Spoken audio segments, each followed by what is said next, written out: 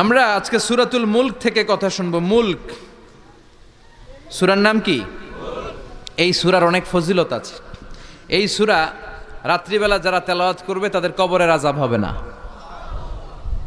কবরের কথা শুনলে ভয় লাগে না? চলে যেতে হবে, কেউ থাকতে পারবো না, কিন্তু এই জিনিসটা আমাদের স্মরণেই আসে না। এত ব্যস্ততা, এত মায়া জাল, এত মায়ার জালে আমরা আটকে আছি। এত ব্যস্ত লাইফ, সকালবেলা অফিস, বিকেলবেলায় অমুক কাজ, তারপরে অমুক কাজ, একটার পর একটা কাজ চলতেই থাকে। এই ব্যস্ততার কারণে আমাদের জীবনটা সুপার বিজি লাইফ আমরা লিড করছি, আমাদের জন্য সময়ই নাই, কিন্তু চলে যেতে হবে। বিশ্বনবী বললেন এই সূরাটা এমন সূরা মানিআতুন মিন আযাবিল কবর। এই সূরা মুলক যারা তেলাওয়াত করবে তাদের কবরে কোনো আযাব হবে। আজকে থেকে সূরাতুল মুলকের তেলাওয়াত করা যাবে? পারা যাবে? পারা যাবে? আসেন না নিজেদেরকে একটু পরিবর্তন করি, আসেন না নিজেদের আমলের ঝুলিতে আরো কিছু বাড়াই, নিজেদের আমলগুলোকে সুন্দর করি, নিজেদেরকে আর একটু পরিচ্ছন্ন করি। প্রতিদিন রাতে সূরাতুল মুলক তেলাওয়াত করবেন ইনশাআল্লাহ। কইতে পারলেন না? 2 নম্বর ফজিলত শাফাআত লি সাহিবিহা। এই সূরা যারা তেলাওয়াত করবে, এই সূরা তেলাওয়াতকারীর জন্য আল্লাহর কাছে সুপারিশ করবে। 3 নম্বর ফজিলত খাসামাত আন সাহিবিহা।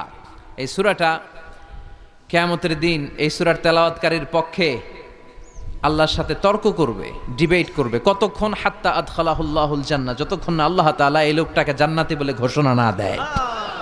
আল্লাহ যতক্ষণ অ্যানাউন্স করবে he is from paradise, he will enter the paradise, আমার এই বান্দা জান্নাতে ঢুকবে, এই সার্টিফিকেট দেওয়ার আগ পর্যন্ত এই সূরা সামনে দাঁড়ায় আল্লাহর সাথে তর্ক করতেই থাকবে। আবার বিশ্বনবী বলেন মান ক্বারা বিহা ফি লাইলাতিন ফাকাদ আকসারা ওয়া আতাবা।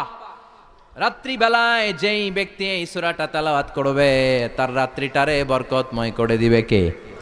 এজন্য বিশ্বনবী বলতেন আমি চাই আমার প্রতিটা উম্মতের হৃদয়ে এই সূরাটা গাথা থাক। আমার নবী চাইতেন আমাদের অন্তরে যেন এই সূরাটা মুখস্থ থাকে। আমরা চাই না? 30টা মাত্র আয়াত। কয় আয়াত? সবাই বলেন কয় আয়াত? প্রতিদিন এক আয়াত মুখস্থ করলে আমাদের পুরো সূরাটা মুখস্থ করতে লাগবে কয় দিন?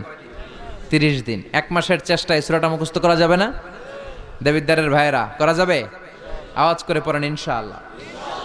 এই সূরার মাহাত্ম্য হচ্ছে এই সূরা আপনার দৃষ্টিভঙ্গিকে চেঞ্জ করবে, আপনার চিন্তার জগতে আন্দোলন তৈরি করবে, আপনার চোখকে খুলে দিবে, আপনার ঘুমন্ত বিবেককে জাগিয়ে দিবে।